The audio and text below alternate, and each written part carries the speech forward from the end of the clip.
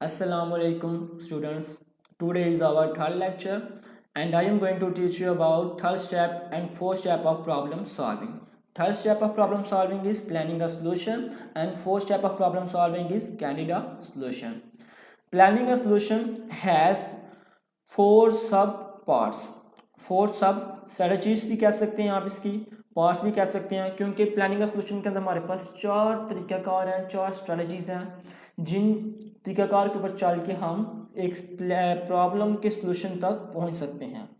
जैसे कि हमने लास्ट लेक्चर के अंदर पढ़ा था कि हम प्रॉब्लम को कैसे समझते हैं। प्रॉब्लम को समझने के बाद आपने उस प्रॉब्लम के सोल्यूशन तक पहुंचने के लिए एक प्लान बनाना होता है। प्रॉब्लम तो समझ आपको आ गई है, लेकिन आप एक प्लान बनाएंगे, एक आप तरीक़ाकार देखेंगे जिस तरीक़ेकार के ऊपर चल के हम सोल्यूशन तक पहुंचेंगे। आफ्टर एनालाइजिंग अ प्रॉब्लम को समझने के बाद we formulate a plan that may lead us toward the solution of a problem. हम एक ऐसा प्लान बनाते हैं जो हमें प्रॉब्लम के सॉल्यूशन तक पहुंचाए। This phase include finding the right strategy for problem solving. इस फेज या स्टेप के अंदर हम प्रॉब्लम को सॉल्व करने के लिए एक सही तरीक़ाकार या लाहा अमल भी इस्तेमाल करते हैं। सम ऑफ द स्ट्रेटजीज आर, कुछ स्ट्रेटजीज हमारे पास प्लानिंग द सॉल्यूशन के अंदर फोर स्ट्रेटजीज हैं, जिसमें हम सबसे पहले स्ट्रेटजीज को पढ़ेंगे divide and conquer. Divide and conquer के अंदर हम क्या करते हैं, एक बड़ी या कम्प्लेक्स प्रॉब्लम को छोटी छोटी प्रॉब्लम्स में डिवाइड करते हैं, देन उसके सोल्यूशन तक पहुंचते हैं। This strategies divide a complex problem into smaller problem. एक बड़ी प्रॉब्लम को छोटी प्रॉब्लम में डिवाइड करना।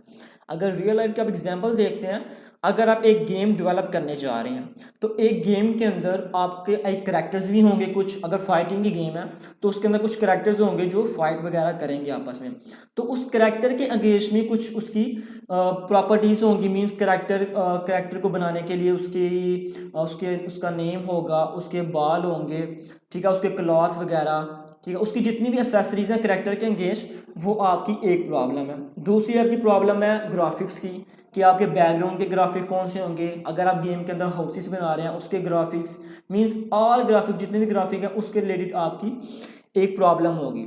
और एक प्रॉब्लम आपकी हो गई ग्राफिक्स की, एक आपकी हो गई करैक्टर के अगेंस्ट, और थर्ड आपकी कंट्रोल की प्रॉब्लम लगा लेते हैं कि उस करैक्टर को जब कंट्रोल करना है बटन्स के साथ तो वो कैसे कैसे करेंगे। और चौथा आपके जो फंक्शंस आपने रखने हैं वो फंक्शंस आप किस किस जगह पर रखेंगे। आप उसकी हेल्प का फंक्शन या कोई भी उसका रिकॉर्ड है किसी प्लेयर का, उसका रिकॉर्ड कहाँ कहाँ पर रखेंगे। ये तो 3 4 5 6 छोटी छोटी प्रॉब्लम्स हो गई हैं। तो अगर हम इसको इकट्ठा डील करेंगे तो उसको डील करना बहुत ही मुश्किल हो जाएगा। तो हम इन प्रॉब्लम्स को छोटी छोटी प्रॉब्लम्स में डिवाइड कर लेंगे। करैक्टर की प्रॉब्लम को अलग रख लेंगे, ग्राफिक की प्रॉब्लम को अलग रख लेंगे, कंट्रोल की प्रॉब्लम को अलग रख लेंगे। इनको अलग अलग रिजॉल्व करेंगे ताकि आपके लिए प्रॉब्लम को रिजॉल्व करना, सॉल्व करना आसान हो जाए। सेकेंड स्टेप है guess check and improve. The designer guesses a solution to a problem and then check the correctness of the solution. जो डिज़ाइनर है वो सॉल्यूशन गेस करता है कि आपको प्रॉब्लम आपने मुझे बताई है उसका सॉल्यूशन ये हो सकता है। फिर जब सॉल्यूशन को वो गैस कर लेता है तो उस सॉल्यूशन को थोड़ा सा बना के चेक करता है कि वाकई आपका जो मैं चाहता था वो सॉल्यूशन बन रहा है या नहीं बन रहा। If the solution is not according to the expectation, जो उम्मीद थी उसको सॉल्यूशन की या जिस गेम की उसको उम्मीद थी, अगर वो गेम नहीं बनी देन ही शी रिफाइन द सॉल्यूशन। तो उस गेम के अंदर जो खामियां रह गई थी, एग्जांपल के तौर पे उसके कंट्रोल्स नहीं काम वर्क कर रहे, करैक्टर वगैरह भी बन गए हैं, ठीक है, ग्राफिक्स भी बन गए हैं, लेकिन उसका जो करैक्टर है वो वर्क नहीं कर रहा। वो अगर उसको आप दौड़ लगवा रहे हैं वो दौड़ नहीं लगा रहा, या वो फायर करना चाहता है तो फायर नहीं कर रहा। तो आप इसकी खराबी को दूर करेंगे। इस खराबी को दूर करने को कहते हैं रिफाइन करना, ठीक है, उसमें जो खामी है उसको रिफाइन करना, उस सोल्यूशन को ठीक करना। The refinement is an iterative process. तो आप उसकी खराबी को तब तक दूर करते रहेंगे जब तक आपकी जो एक्सपेक्टेशन थी उसके मुताबिक आपके पास सोल्यूशन नहीं आ जाता। आपने जो गेम चाहिए थी आपको, अगर उसके मुताबिक गेम नहीं चल रही तो जो जो खामियां निकलती जाएंगी आप उन खामियों को, उन खराबियों को दूर करेंगे और अपनी गेम को अच्छे तरीके से बना लेंगे। और थर्ड हमारे पास तरीकाकार है एक्ट इट आउट। इसके अंदर क्या करता है, जो आपका प्रोग्रामर है या डिज़ाइनर है जो प्रॉब्लम को सॉल्व कर रहा है वो एक लिस्ट बना लेगा प्रॉब्लम्स की कि मैं इस प्रॉब्लम को अगर सॉल्व करूंगा तो इन स्टेप्स के ऊपर रह के इस प्रॉब्लम को मैं सॉल्व कर सकता हूँ। In this strategy the designer define the list of to do task. तो इस तरीके कार के अंदर जो डिज़ाइनर है एक लिस्ट बना लेगा टास्क की जो उसने करने हैं, जो उसने सोल्यूशन तक पहुंचने के लिए जो टास्क परफॉर्म करेगा उनकी एक लिस्ट बनाएगा। Afterwards he she perform the task, उसके बाद वो उन टास्क पर चलते हुए अपना काम पूरा करेगा। उसके लिए ईजी हो जाएगा सोल्यूशन तक पहुंचने में, क्योंकि उसके पास टास्क बने हुए हैं। जो पहला काम करना पहले वो काम शुरू कर देगा और उस काम के ऊपर अपना, अगर उसने कोडिंग करनी है, डिज़ाइनिंग करनी है, कुछ भी करना तो वो शुरू कर देगा, तो उसके लिए काम करना बहुत आसान हो जाएगा। इसी तरह अगर आपको हम कोई काम कहें घर के लिए करने के लिए 3-4 काम कहते हैं, लेकिन मैं कहता हूँ पहले आप ये काम करना, देन ये करना, देन आप ये करना, तो आपके लिए काम करना भी आसान हो जाएगा और आप घर जाकर ना सोचेंगे नहीं अच्छा पहले कौन सा काम करूँ, ये मुश्किल है, ये आसान है। तो आपको जब समझा दिया जाएगा तो आप आसानी से काम कर सकेंगे। इसी तरह एक्टिट्यूड में भी एक लिस्ट बना दी जाती है। और इसका जो फोर्थ पॉइंट है वो प्रोटोटाइप है। प्रोटोटाइप के अंदर क्या होता है, जो आपके पास आपका क्लाइंट आता है वो आपको कहता है कि जी मुझे ये सॉफ्टवेयर बनाना है, ठीक है। अगर गेम का ही सॉफ्टवेयर कहता है या एप्लीकेशन कहता है तो आप उसे ना एक पेज के ऊपर या किसी सॉफ्टवेयर के ऊपर एक डिज़ाइन करके देंगे, क्या आपको ऐसी गेम चाहिए, क्या ऐसे ऐसे करैक्टर हों और इस तरह के कंट्रोल्स हम रखें, क्या आपको इसमें ये फंक्शन चाहिए। आप उसको एक इमेज की शेप के अंदर या स्केच की शेप के अंदर ड्रा करके देंगे कि आपको ऐसी ही गेम चाहिए। तो इससे क्या होगा, this technique draws a pictorial representation of the solution. इस टेक्निक के अंदर हम एक पिक्टोरियल इमेज टाइप सोल्यूशन बनाते हैं और अपने क्लाइंट को दिखाते हैं। It is not the final solution, लेकिन ये फाइनल सोल्यूशन नहीं होता, क्योंकि जो आपने बना के अपने क्लाइंट को दिखाया मुमकिन है कि उसे पसंद ना आए या कुछ चीज़ें वो कहे ये ठीक है, ये चीज़ें चेंज कर दें। However, it may help a designer to understand the important component of solution। तो इस तरह से जो डिज़ाइनर है उसको जो खास उस गेम के या उस सॉफ्टवेयर के फंक्शंस हैं उसको समझने में उसको मदद मिलेगी, वो आसानी से उसके फंक्शंस को समझ लेगा। The selection of strategy depend upon the problem। जो आपने स्ट्रैटेजी या तरीकाकार इन चारों तरीकाकार में से चुनना है वो प्रॉब्लम पर डिपेंड करता है कि आपकी प्रॉब्लम कैसी है। It is quite important that one strategy may be more suitable to implement a solution than the other one। तो ये बहुत ज़रूरी है कि आप वो स्ट्रैटेजी, वो तरीकाकार चुनें जो दूसरे तरीक़ेकार से ठीक हो या बेहतर हो उस प्रॉब्लम के लिए। Very specifically, the selection of strategy depend upon the nature of the problem। ख़ास तौर पे आपने वही तरीकाकार इन चारों में से वही स्ट्रैटेजी सेलेक्ट करनी है जो ज़्यादा डिपेंड कर रही है उस प्रॉब्लम की नेचर पर। वो जिस नेचर की प्रॉब्लम है वो उस तरह का आपने स्ट्रैटेजी सेलेक्ट करनी है, उसके अलावा आपने स्ट्रैटेजी सेलेक्ट नहीं करनी, ताकि आपका जो काम है, सोल्यूशन है, वो आसानी से हो जाए। और जो इसका फोर्थ स्टेप है प्रॉब्लम सॉल्विंग का वो है डिफाइनिंग कैंडिडेट सोल्यूशन।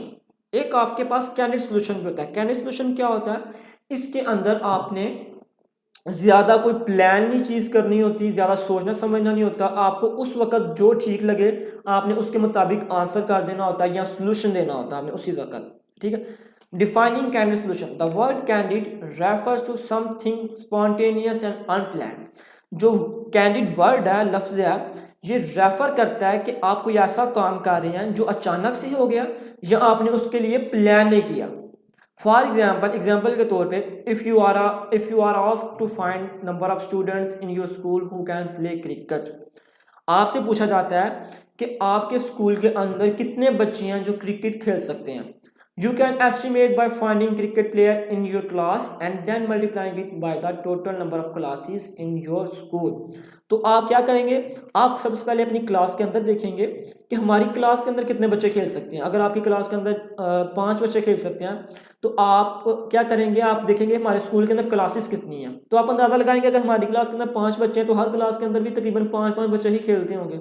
तो आप 5 को 10 के साथ मल्टीप्लाई कर लेंगे, 10 क्लासेस के साथ 50 आ जाएगा। 50 आपका कैंडिडेट सोल्यूशन है, ठीक है। मीन्स आपने एग्जैक्ट रिक्वायरमेंट नहीं बताई, एग्जैक्ट सोल्यूशन नहीं बताया, आपने एक एस्टिमेट लगाया, एस्टिमेट के मुताबिक आपने बता दिया जी हमारे स्कूल में 50 बच्चे क्रिकेट खेल सकते हैं। You can estimate by finding cricket player in your class and then multiply in by the total number of class in your school. Your answer in this way is the candidate solution. इस तरीके से जो आपका answer होगा वो candidate solution होगा। To find exact number of cricket player you have to optimize some other way. अगर आपने एग्जैक्ट प्लेयर को चुनना है कि आपको पता होना चाहिए कि एग्जैक्टली कितने प्लेयर खेल रहे हैं, तो आपको क्या करना पड़ेगा, लाइक विजिटिंग ईच क्लास और getting data from the teacher. यहाँ तो आप ये कर सकते हैं कि आप हर क्लास में जाएं और हर क्लास में जाकर पूछें जी कितने बच्चे आपकी क्लास में क्रिकेट खेल सकते हैं, और बाद में सब क्लास के बच्चे ऐड कर लें। या दूसरा तरीकाकार ये है कि अक्सर टीचर्स के पास पता होता है, डाटा भी होता है और उन्हें पता भी होता है कि हमारी क्लास में कितने बच्चे क्रिकेट खेल सकते हैं, या हम टीचर से उनका डाटा ले सकते हैं कि जी आपकी क्लास में कितने बच्चे क्रिकेट खेलते हैं। One can think of candidate solution any time.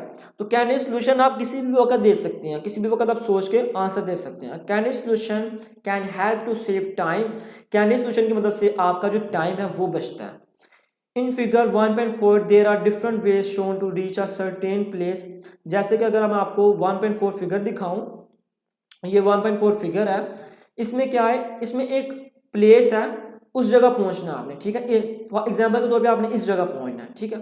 तो इसके लिए आप क्या करेंगे जी,